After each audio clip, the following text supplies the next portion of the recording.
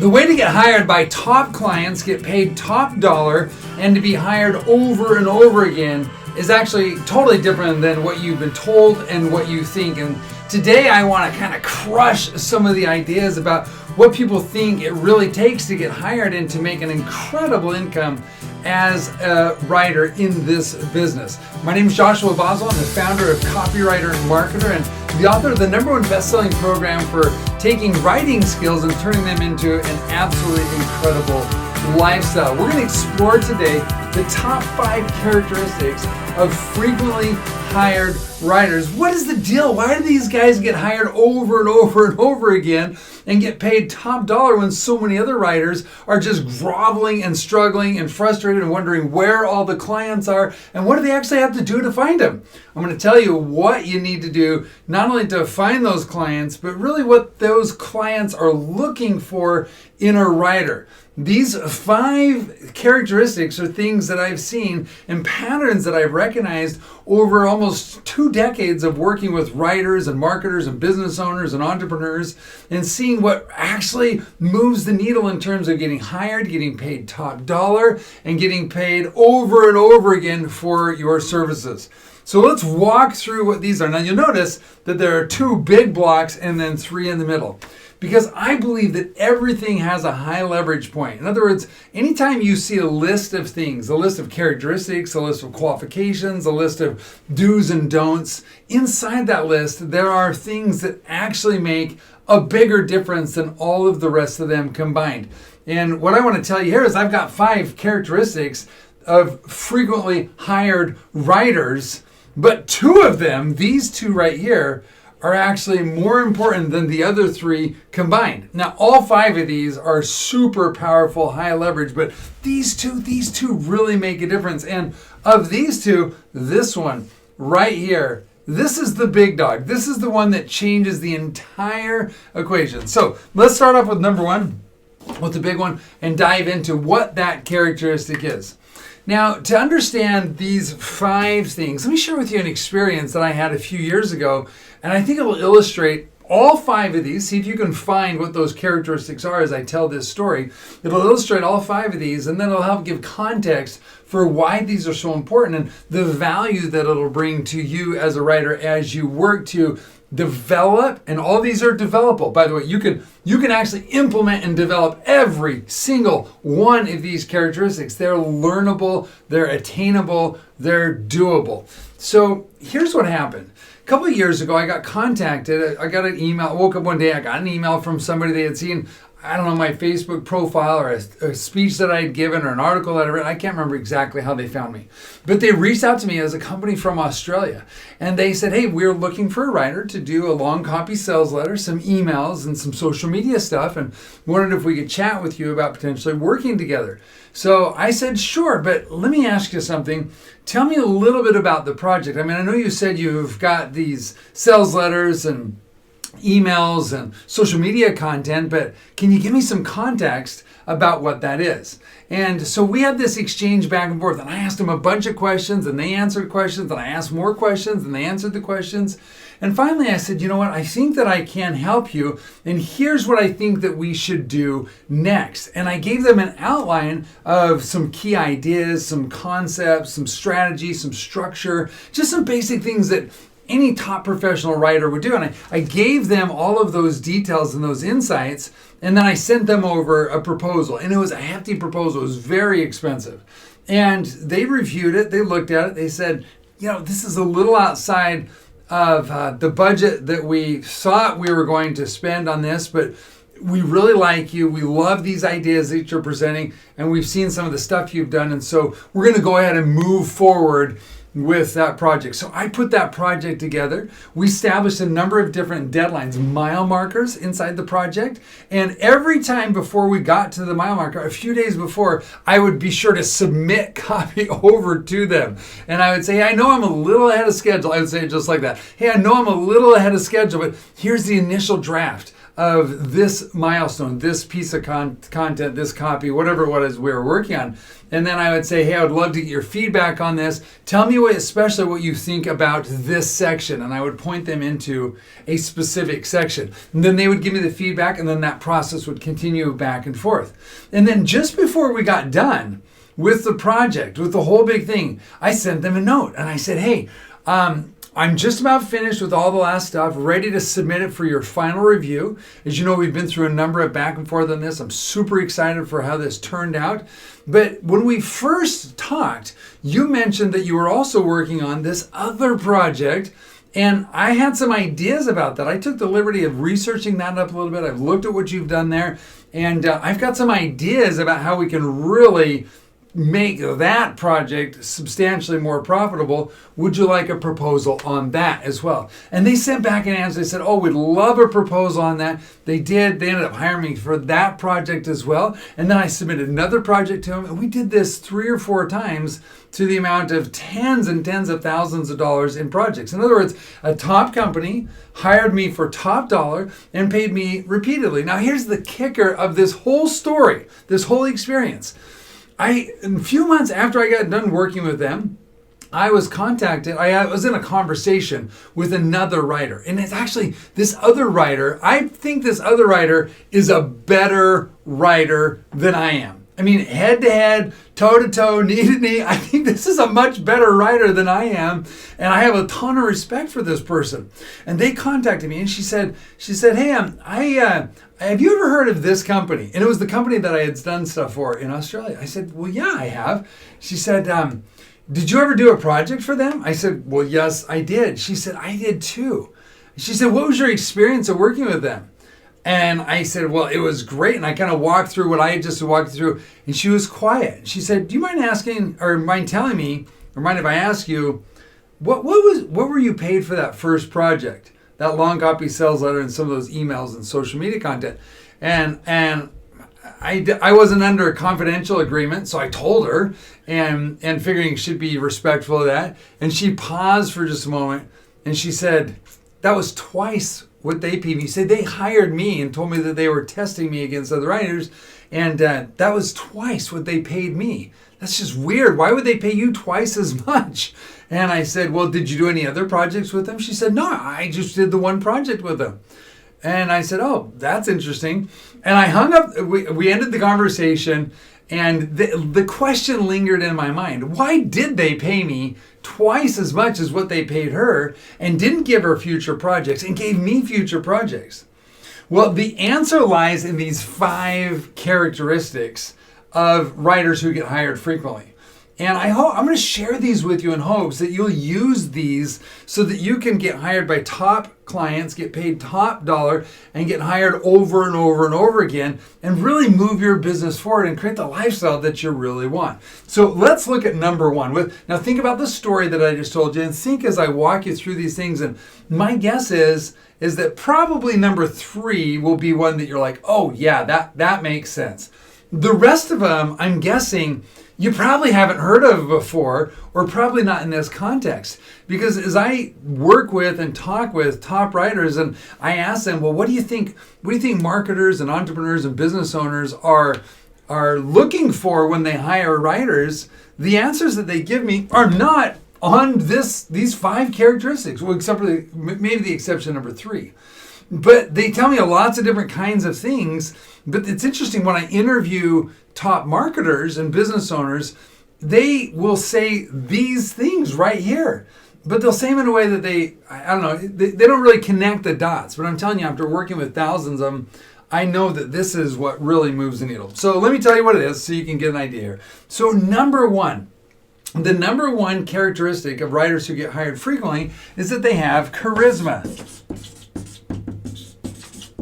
Now, by charisma, I don't mean outgoing, vivacious, bubbly sort of personality. That is a complete and total myth about what charisma is. Here's what I believe charisma is. Charisma is that quality, that skill, that attribute that people have that gets other people to want to be around them physically, listen to them and follow their lead.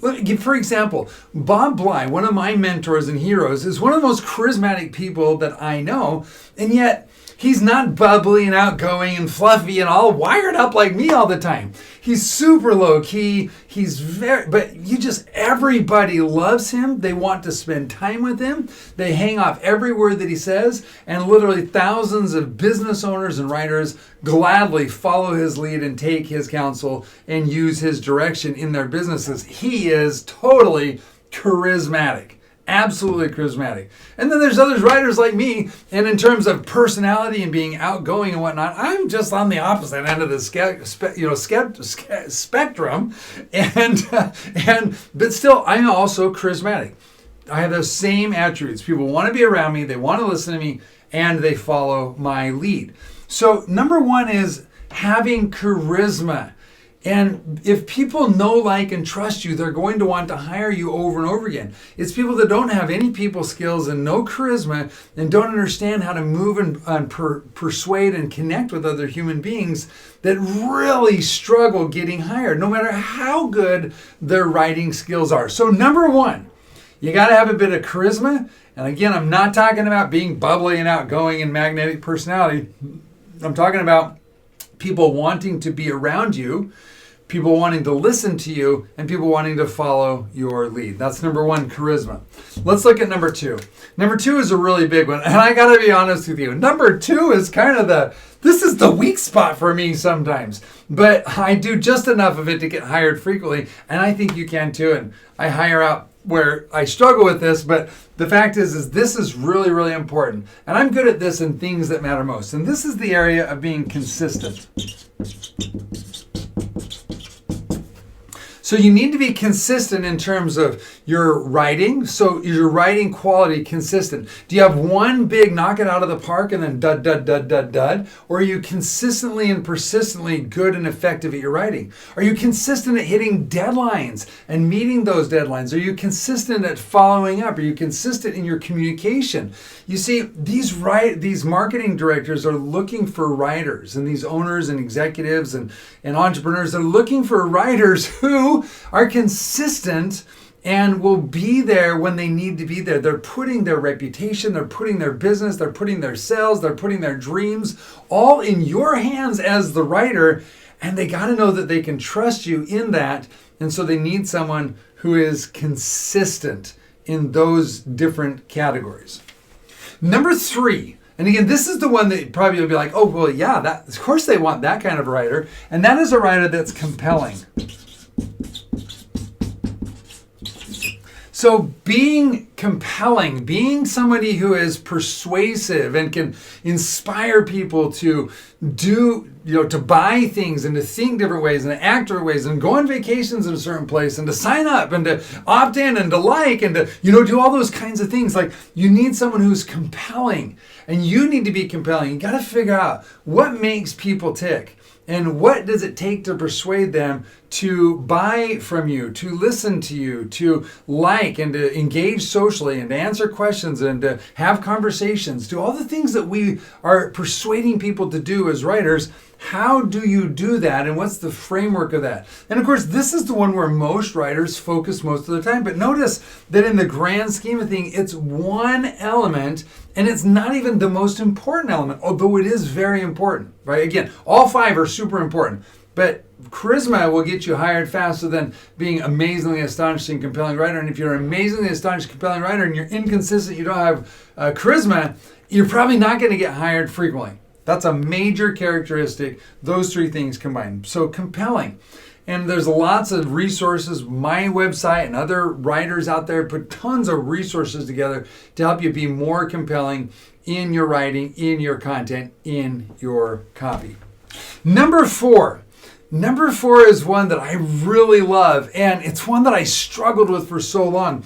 When I first got started, I was like, okay, I'm going to go after I know these small nonprofit organizations, they really need good writing. They need a good copywriter because they're floundering and they're struggling, and I can see that on their website, and they're really having a hard day, and they just need this, and so I'm going to go after and I'm going to help them. And I went after the small fish. Why? Because I lacked personal confidence in myself, and I was scared, and I was nervous about doing that. And I lacked a critical element, and it showed up in my writing, in the way that I presented an offer, in the way that I presented a pitch, in the way that I made the ask. It showed up in every area because inside I was missing this quality number 4, and I had to work really hard to develop that, not only in myself, but then conversely in my writing and in my negotiating and my conversations with people. In every aspect of my life, I had to come up. I had to kind of step up in this category. And what is that characteristic? That characteristic is courage. It's courage to look people in the eye and to ask for money, both in writing and face-to-face. It's courage to do things and to make offers that maybe will make you and your client a little bit nervous because it's really gutsy and it's really out there. It's a new idea. It's courage to go out there and to write things that you feel passionate about, even though maybe it might not be the most popular opinion. It's courage to step out there and to market yourself and to put yourself on the line and to risk the rejection, risk the shunning, risk the, hey, I didn't really like your content, your copy, or your stuff. It's not that good. And it's risking that rejection and having the courage to go after that again and again and again. Courage is a major characteristics of writers who get hired over and over and over again and have winning copy. Now, finally, the very last one. This last one, this trumps all the rest of it. You want to get hired over and over again. You want to be seen as a professional. You want to have your writing just take off and knock it out of the park and be more successful than anything you've ever seen. You need to have this element right here. And I remember I realized that this was a major characteristic of top writers that get hired all the time, as I had an opportunity to visit with and to interview major writers like Mark Ford and Clayton and Bob Bly and John Ford and John Carlton and Perry Marshall and Dan Kennedy and all these people. And the one thing that I noticed about them that was super fascinating is I had these conversations with them. Well, I'll give you an example. I went down to Florida and I had an opportunity to have lunch with Clayton Makepeace. Well, one of my heroes, great guy, fabulous writer. Clayton's a good guy. He's just salt of the earth. And I think it's Wendy that keeps him alive. But anyway, his wife. But at least my wife keeps me online. I think Wendy kind of keeps him online, or at least tries to. Anyway, I was sitting there at lunch with him, and I noticed that we had been sitting there for probably, we had been at lunch for about an hour, at least an hour. And we were talking back and forth about stuff, but most of the talking was done by me. And the reason is because Clayton just kept asking questions. And what about this? And what about that? And what about this? And what about that? And have you thought of this? And did you look at this? And what about this? And did you hear where I was going here? Have you thought about this? Have you done? And it was just question after question after question after question after question. And it was like he was sincere and he was very interested. And he got deeper and deeper and deeper. And then finally he said, well, have you ever thought about this idea? And he threw this idea at me and I was like, what? I hadn't even seen... I didn't even see what is that, and he had this amazing ability to find and discover opportunities. But that ability I noticed was driven super hard by this characteristic, and it was a complete and total game changer. And here's what the characteristic was: it was curiosity. Okay, curiosity. Meaning he was very curious. And I noticed in his writing, when he writes for financial companies and all these guys, all these top writers, the one thing that differentiates them from writers who don't get hired very often is they're super curious. And when I realized that asking questions and being curious and being genuinely curious about my client, who they are personally, what their business is, about the product or service that they're asking me to write for and to sell. Curiosity about the buyer and what their world is like and what they're going through. Curiosity about the general economy and what's the global environment that's going on and happening and that people are living in. In other words, what's the sea that all these people, these fish are swimming in, and what's going on in their life on a broad scale, and then on a micro scale, what's happening, where are they at, what are their personality traits, what's the ideal attributes and characteristics of the ideal buyer for this product and service, and what benefits does the product and service bring, and why is that important to people, and